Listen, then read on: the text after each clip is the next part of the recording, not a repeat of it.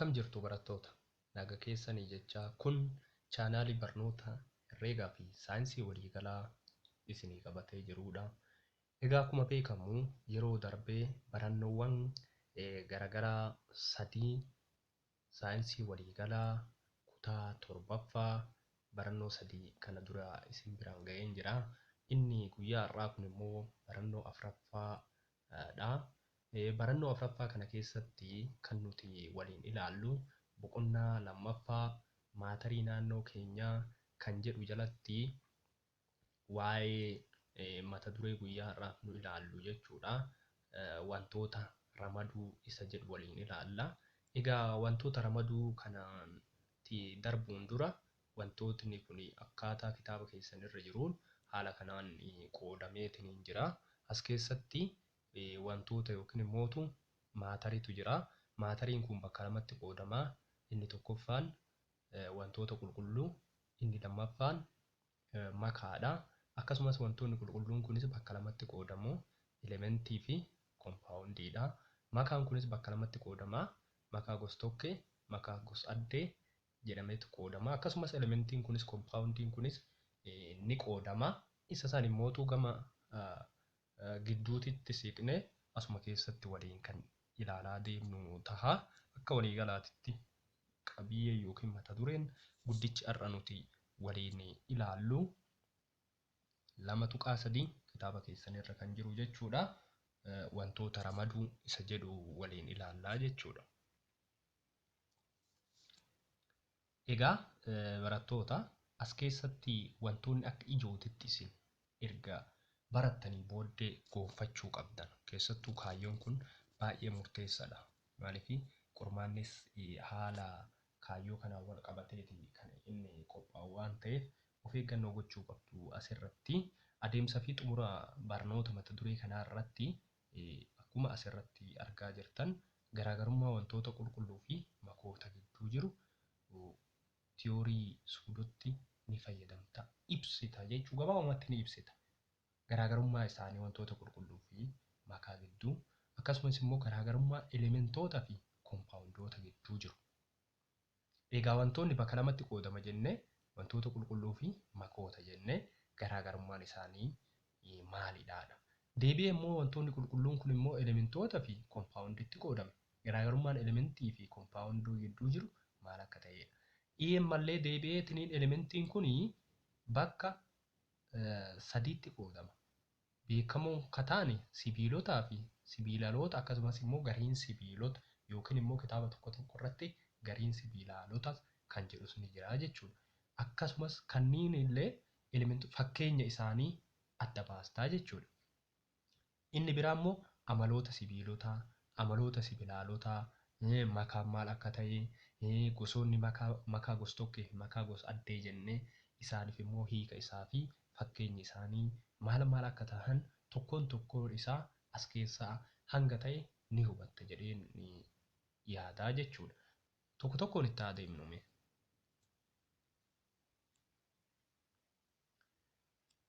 Jalqaba irratti wantoonni bakka lamatti qoodama jennee isaanis wantoota qulqulluu fi makoota jennee asuma keessatti mee tokkoon haa ilaallu jechuudha. Wantoota qulqulluu fi makoota jedha. Wanti akaakuu maatarii ta'ee haala murtaa'aa tokko keessatti amala fiizikaalaa dhaabbataa kan qabudha. Wanti akaakuu maatariiti jedha. Wanti yoo danoomsinu wantoota ka ta'u jechuudha. Wanti akaakuu maatarii ta'ee haala murtaa'aa tokko keessatti amala fiizikaalaa dhaabbataa kan qabu jechuudha. Wantoonni immoo haala qabiyyee irratti hundaa'u wanti jechuudha. Yookiin wantoonni haala qabiyyee isaanii irratti hundaa'uun bakka lamatti ramadamu. Qabiyyee irratti hundaa'u hubadhu as keessatti. Bakka lamatti qoodamu. Eenyu fa'a isaanis tokko wanta qulqulluu fi makoota jechuudha. Qabiyyee irratti hundaa'ee bakka lamatti qoodama. Wantoota qulqulluu fi makootatti qoodama. Wanti qulqulluu ka jennuun maali? Wanti qulqulluun ruqoo wal fakkaataa qofa kan of keessaa qabu. Ruquulee yookiin qabiyyee wal fakkaataa qofa kan of keessaa qabu jechuudha. Wanti immoo ruquulee immoo wal fakkaataa hin qabne kan garaagaraa ka qabu jechuudha. yookaan immoo reeshoon isaa 2 fi isaa oli irraa walitti kan dhufe yookaan immoo walitti kan makame makaa jennaan jechuudha. Kanaaf wanti tokko ruqoolee 2 fi isaa ol reeshoo adda addaatiin walitti makaman of keessaa qabu makaa jedhama jechuudha. As keessaa wanti hubattu waa lama. Wanti haala qabiyyee irratti hundaa'ee bakka lamatti qoodama. Wantoota qulqulluudha. Wanti qulqulluun immoo ruqee wal fakkaataa kan qabu. Inni lammaffaan makaa kan jennuun immoo ruqoolee 2 fi isaa ol reeshoolee garaagaraatiin yoo walitti makame makaa jennaanii jechuudha.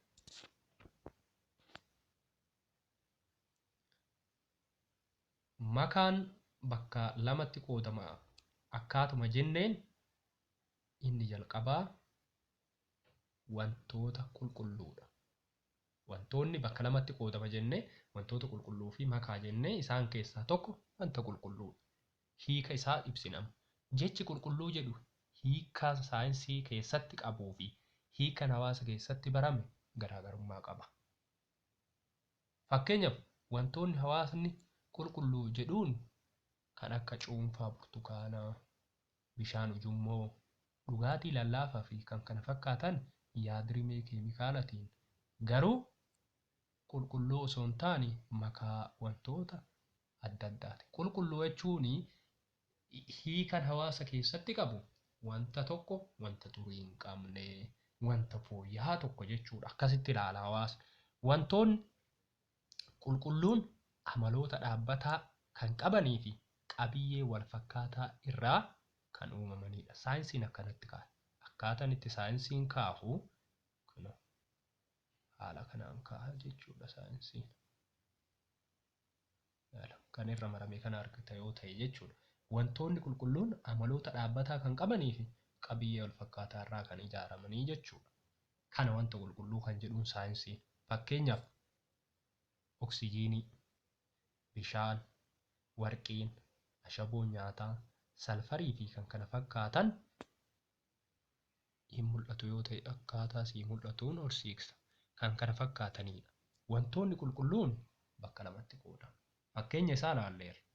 Akka oksijiinii, bishaan, warqii, ashaboo nyaataa kunniin wantoota qulqulluu jalatti ramadamuu jechuudha. Kun jeneraalii wantoota qulqulluudha. Wantoonni qulqulluun immoo bakka lamatti ramadamu. Isaanis elementii fi koompaawundii yookiin elementootaa fi koompaawundoota. Tokko tokkoon haa ilaallu. Hanga ammaa kan ilaalaa jirru wantoonni bakka lamatti qoodne wantoota qulqulluu fi makaa jenne. Amma roobni nu ilaalaa jirru kan wantoota qulqulluu qofa. Deemnetti wantoota qulqulluu kanas bakka lamatti qoodne elementootaa fi koompaawundii jennee jechuudha. Elementii isaa kana keessaa elementii haa ilaallu.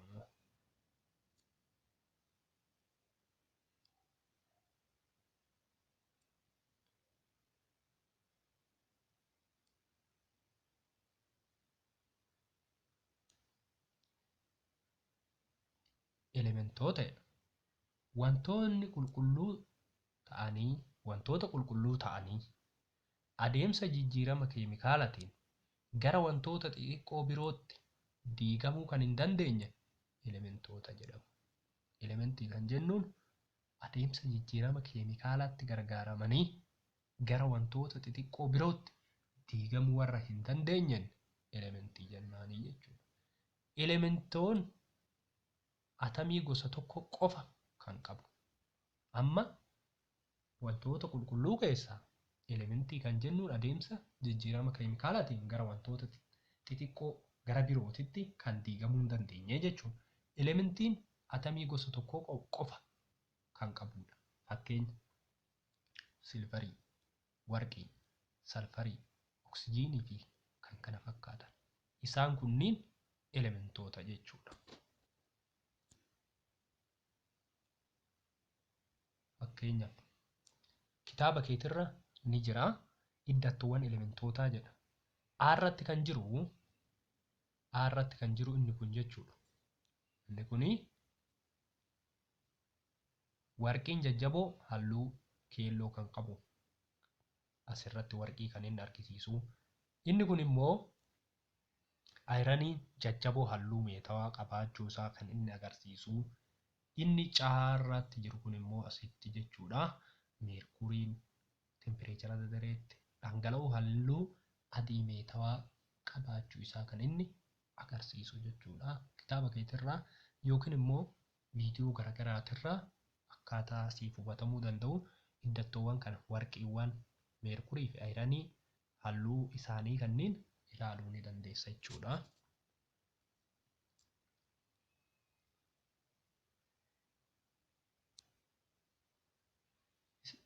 Asirratti immoo uumamaan jedha.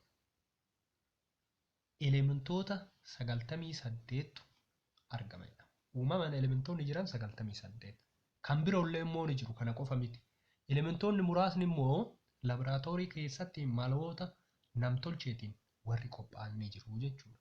Isaan immoo hanga ammaatti lakkoofsi elementoota kana waliigalaa jechuudha. Kan namtolchee dabalatee jechuudha. 118 beekamaniiru.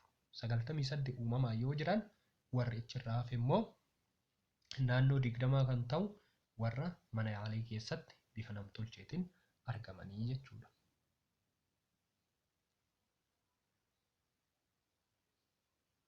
Inni kun fakkiin asirratti argitanii moodeeliidha. Moodeelii suudoowwan elementii atomtakkee fi atomlamee akkaataa inni itti agarsiisu as keessatti kan isin hubattan asitti kophaa kophaa jira atomtokkeen kun jechuudha. Asitti garuu maalidha walitti hidhateet lama lamaan jira jechuudha. Inni kun atomlamee ta'uu kan inni agarsiisan jechuudha. Isaan fakkeenya asirratti. Inni biraa elementoonni kunniin qoodamaa fi amaloota mataa isaanii qabu jedhama. Amma elementoonni kun qoodama qabu, amalas qabu. Kan eenyu mataa isaanii kan qabu jechuudha. Amala irratti hundaa'uun ammallee elementoonni kun bakka sadiitti qoodamu. Hanga ammaa dhufnee wantoota bakka lamatti qoonnetti wantoota qulqulluu fi makaatti qoonne. Makaa dhiisneetuma wantoota qulqullootti qajeelu. Wantoota qulqulluu kanas deemnee bakka lamatti qoonne. Elementootaa fi koompaawundoota. Koompaawundootas kophatti dhiifnetti amma elementoota ilaalla. Elementoonni kunis amma bakka sadiitti qoodame. Eenyuun fa'a? Isaan tokko sibiilota, sibilaalotaa fi gariin sibiilota kana sadiin jechuudha. Kun maal irratti hundaa'ee qoodame? Amala irratti elementoonni jechuudha. Tokko tokkoon haa ilaallu.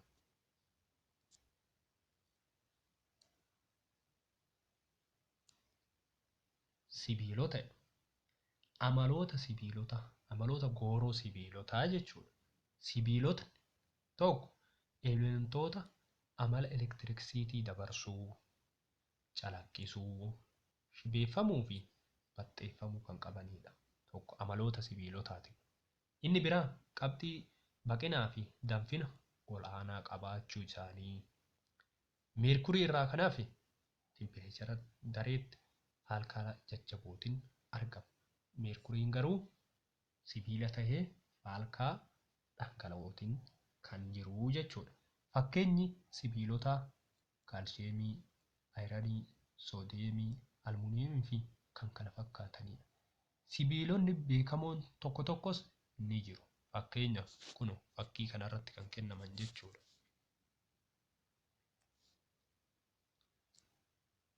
Isaanis silvarii, koopparii, magniiziyeemii, almuuniyeemii warroota kanneen jechuudha.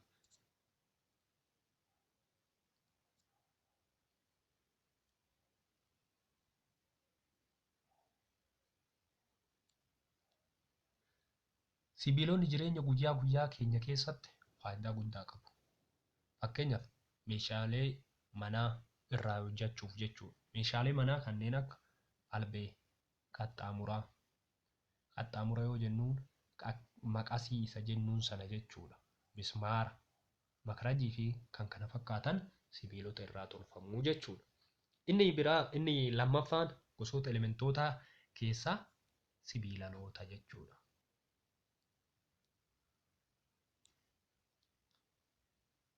Amaloota sibiilaloota. Sibiilaloonni tokko amala faallaa sibiilotaa qabu. Faallaa isaa qabu jechuudha. Achi keessatti sibiilota ni calaqqisa, kun hin calaqqisu. Ni shibeeffama, Sibiilonni yoo shibeeffaman inni kun immoo hin shibeeffamu. Haala saniin faallaa isaanii jechuudha. Giraafaaytii irraa kan hafe sibiilaloonni hundinuu dabarsoo ho'aa fi elektirikaa miti. Sibiilonni ni dabarsu, sibiilaloonni garuu ho'as hin dabarsan, elektirikis dabarsuu hin danda'an jechuudha. Hin calaqqisan. Sibiilonni immoo ni calaqqisu. Yommuu tumaman ni caccabu jedhu. Isaan sun immootu ni shibeeffamuudha. Hin batta'ani. Sibiilonni ni batta'u. Hin shibooffaman jedha. Sun ni shibeeffamu jechuudha. Tempereechara dareetti faalkaasataniinuu ni argamu jechuudha. Fakkeenyaaf isiniif mul'atuuf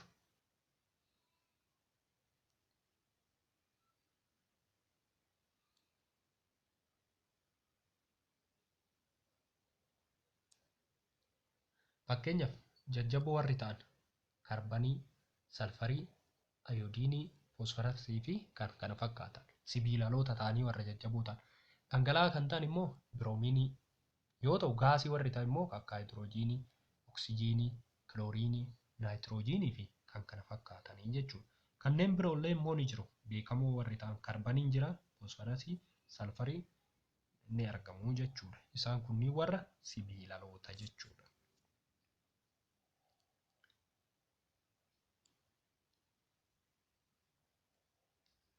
Akkuma sibiilotaatti sibiilaloonnis jireenya guyyaa guyyaa keessatti faayidaa ni qabu jechuudha.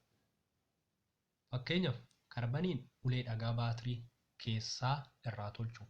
Dhagaa baatirii keessa cabsinee yoo jenne ni jira isa sana jechuudha. Salfariin immoo qorichummaa dawaa garaagaraatiif jechuudha. Kilooriiniin immoo bishaan qulqulleessuuf, jarmii garaagaraa ajjeesuuf jechuudha. Kan bishaanitti godhamu jechuudha. Isaan kunniin sibiilaloota jireenya guyyaa guyyaa keenya keessatti warra itti tajaajilamnu jechuudha.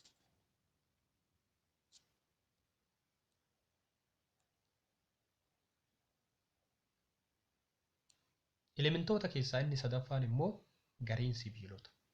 Gariin sibiilotni elementoota amala sibiila fi sibilaalaa qaban, amala lamaan warra qaban, sibiilotas sibilaalotas warra qaban jechuudha. Elementoonni kunniin gariin dabarsoo ho'aaf elektirikii waan ta'aniif meeshaalee elektirooniksii keessatti faayidaa olaanaa qabu jechuudha. Fakkeenyaaf akka siilkanii, jarmaaniyeemii fi arseenikii. Isaan kunniin warra amala lamaanuu qabanii fi meeshaa ho'aa fi elektirikis warra dabarsanii fi meeshaalee elektirooniksii keessatti kanneen itti gargaaramnu jechuudha. Fakkiin isaanii immoo kitaaba keessanumarra haala kanaan ni jiru jechuudha.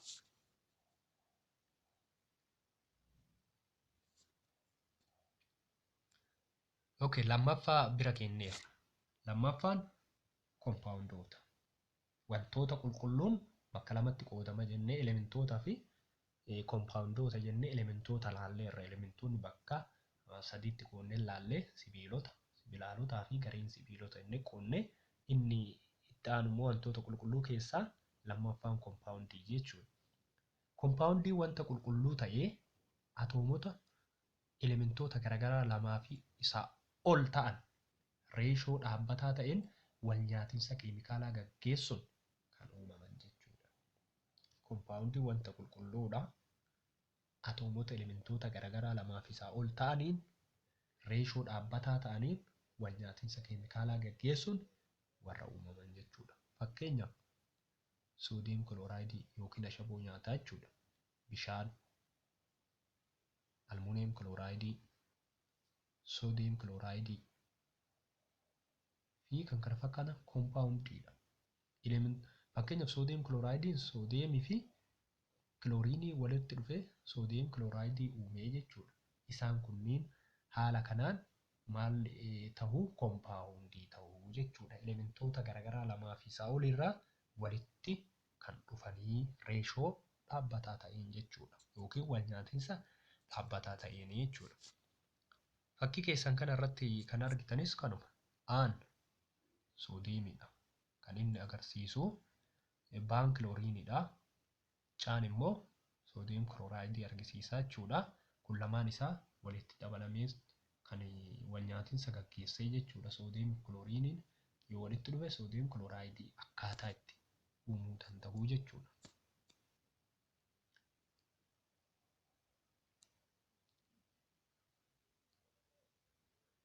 Kompaawundoonni adeemsa jijjiirama keemikaalaatiin gara wantoota irraa ijaaramanitti diigamuu ni danda'u. Kompaawundiin adeemsa jijjiirama keemikaalaatiin wanta irraa uumamanitti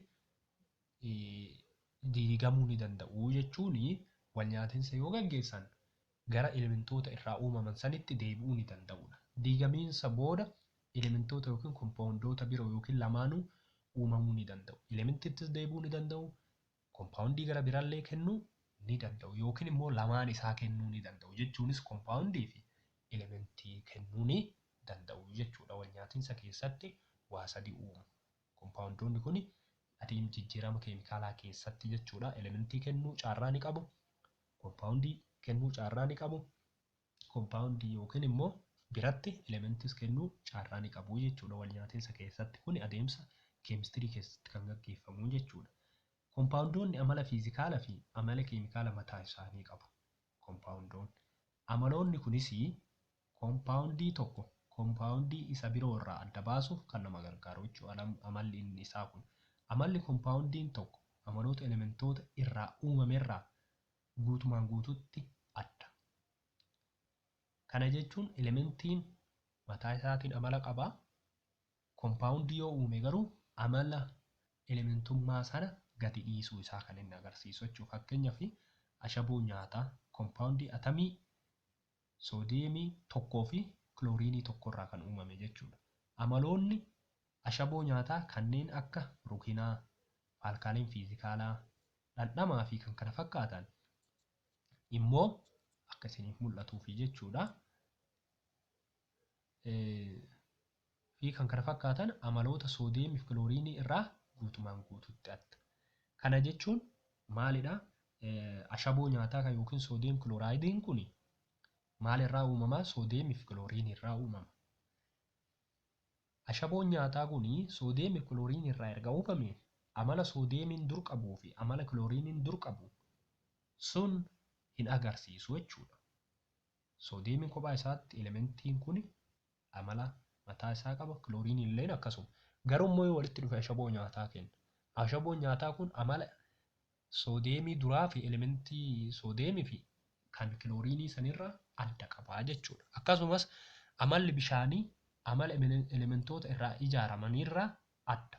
Amala bishaanii bishaan jalqabumaa kompaawundiidha. Elementiin inni irraa uumamu haayidroojiinii lamaa fi oksijiinii tokkorraa uumama. Kanaaf amalli haayidroojiinii kophatti qabuu fi oksijiinii kophatti qabu eenyurraa adda? Kompaawundii uuman sanirraa adda. Kanaafuu bishaan haayidroojiinii fi oksijiinii irraa uumama. Amaloota jara kana lamaanirraa adda jechuu kan inni agarsiisu.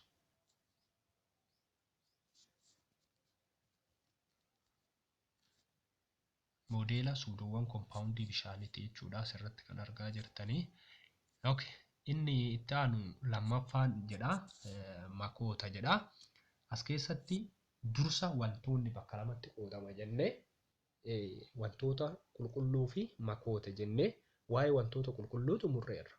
Wantoonni qulqulluun bakka lamatti qoodnee elementii fi kompaawundii jennee elementii bakka sadiitti qoodnee sibiilota, sibilaalotaaf gariin sibiilota jennee kompaawundii illee maal akka ta'e ilaallee jechuudha. Amma immoo wantootni bakka lamatti akka qoodaman sana keessaa wantoota qulqulluu finnee lammaffaa makootarra jirra jechuudha.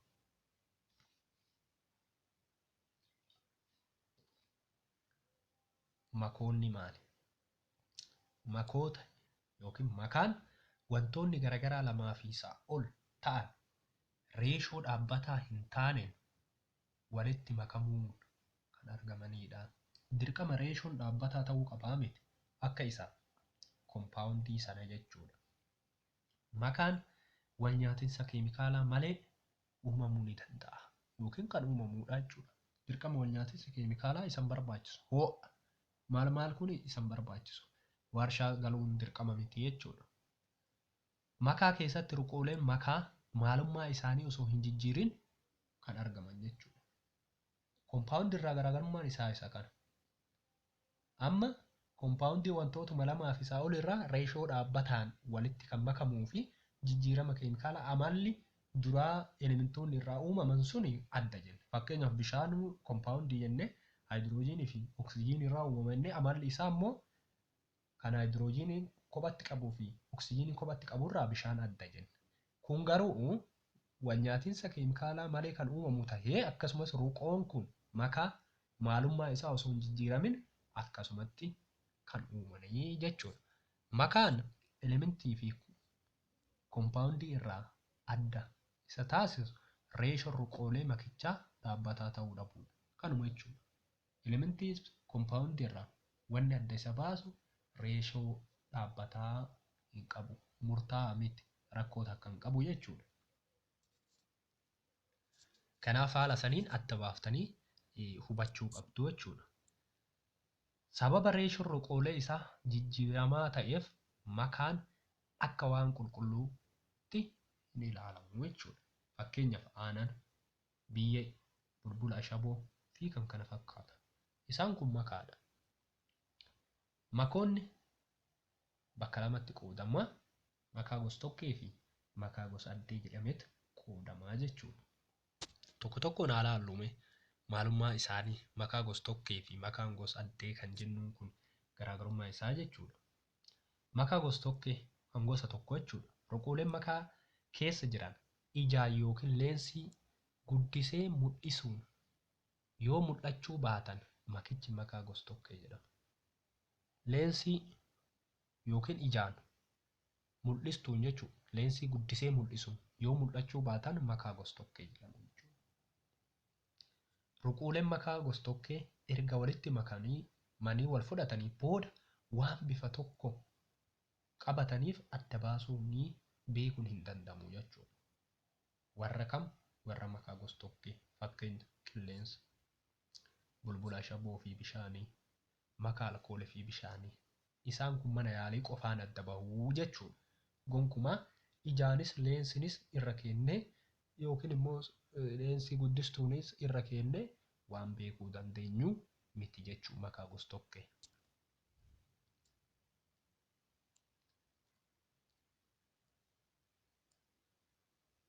Bunni dhimbiibame makaa gosa tokkee uumuu isaa fakkii kitaaba keetirra jiru laalee irratti haala saniin kaa'ee jira waan ta'eef. Inni lammaffaan makaa gosa addeeti. Gosa adda addaa kan qabu jechuudha. Makaan ruqooleen isaa salphatti ijaan yookiin gargaarsa leensii guddisee mul'isuun adda bahanii mul'achuu danda'an makaa gosa addee. Ijaanis laallee beekuu dandeenya. Leensii guddistuutti gargaaramnee adda baasuu ni dandeenya jechuudha. Ruqooleen makichaa erga walitti makamanii daangaa uumu. Daangaa itti walitti makaman jechuudha bifa salphaa ta'e. Fakkeenyaaf biyyee, bishaan booraa, dhiiga, aannan, makaa xaafiif qamadii, gabaabumatti makaa zaayitiif bishaanii, makaa garbuuf qamadii, makaa cirrachaaf bishaanii fi kan kana fakkaatan. Asuma keessaa osoo yoo fudhanne fakkeenyaaf makaa xaafiif qamadii jaallallee adda baasuu dandeenya. Makaa zaayitiif bishaanii fudhachuu ni dandeenya. Zaayitiif bishaan yoo walitti naqxaniitiin hin jettanii zaayitiin gubbarra gala. Bishaan immoo jala gala. Kuni sababa ulfaatina isaaniitiifi jechuudha. Makaa garbuuf qamadii ijaan waan adda baasuu dandeenyu jechuudha. Makaa cirrachaaf bishaanii salphumatti adda baasuu ni dandeenya. Cirrachi gara jalaa yoo galu bishaan immoo gara gubbaa galaa jechuudha. Aanan jedha makaa bullaa ayiranii fi daakuu salfarii jedha. Kunillee bifa salphaa ta'een adda baasuu ni dandeenya jechuudha. Sadarkaa suudootti makaa gosa tokkee keessatti suudoowwan tartiibaan qindaa'anii argamudha. Sadarkaa suudootti makaa gosa tokkee keessatti suudoowwan tartiibaan qindaa'anii argamu. Suudoowwan makaa gosa addee keessatti argaman garuu qindoomina tartiibaan hin qabanii jechuudha yookiin tartiibawaa miti jechuudha. Asirratti danaan jira yookiin fakkiin jira. Homojinas jedha, heterojinas jedha. Homojinas jechuun makaa gosa tokkeeti. Hetero jechuun garagara makaa gosa addee kan jennuun jechuudha.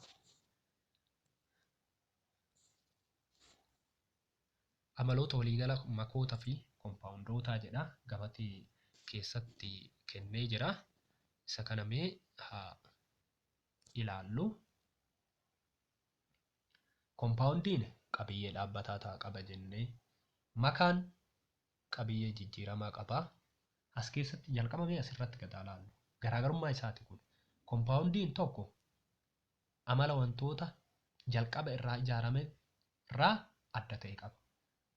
Fakkeenyaaf bishaan yoo fudhanne amalli bishaanii kan haayidroojiinii fi oksijiinii irraa uumamu san irraa adda.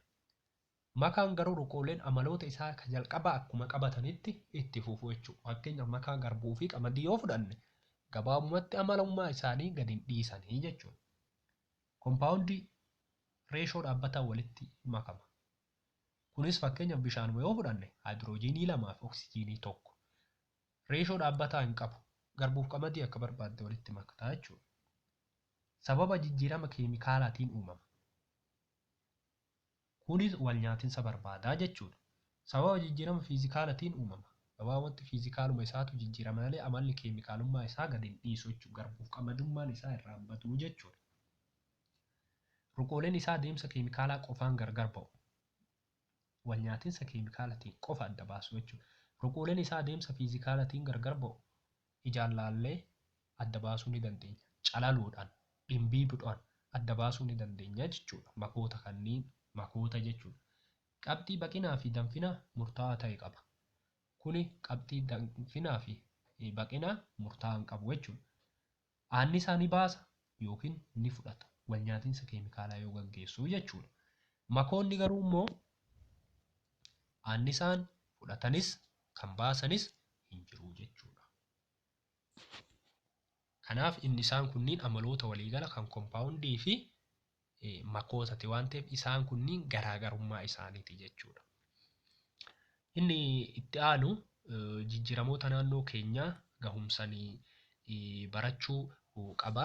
Egaa barattoota qabiyyeen keenya kan barannoo 4ffaa keessatti guyyaa har'aa waliin ilaalle kana fakkaata. Wantoota ramaduu kan jenne barannoo keenya 5ffaa keessatti immoo jijjiiramoota naannoo keenyaa kan jedhu 2.4 waliin ilaallaa jechuudha. Qabiyyee keenya kan guyyaa har'aa kanarraa bu'aa baay'ee yookiin bu'aa bal'aa akka hubattan abdii qabna. Kanaafuu wantoota ramaduu kan jedhu kitaaba keessanirra kan jiru sirriitti suuta jedhaa dubbisaa kanas irra deebi'aatii dhageeffadhaa.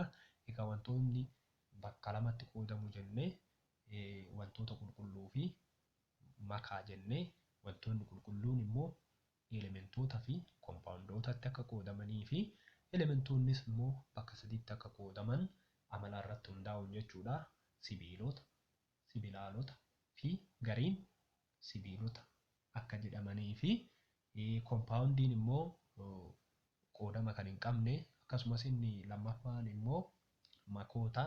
Makoonni illee bakka lamatti qoodama. Makaa gosa tokkee fi makaa gosa addee jedhamee akka qoodamu fi garaagarummaa isaanii tokkoon tokkoo isaa suuta jettanii akka addaan baafattan dhaamsa dabarsaa. Egaa barannoo 5ffaa mata duree jijjiiramoota naannoo keenyaa jedhuun guyyoota muraasa keessatti hanga isiniif dhiyeessinutti nagaatti isiniin jechaa chaanaalii keenya kana hiriyoota keessaniif dabarsaa. Chaanaaliin kun barnoota herreegaa, saayinsii waliigalaa gama fuulduraatti babal'isee itti deemuu fi kanaaf akka hordoftan isiniin jedha. Xumureera nagaatti jabaadhaa.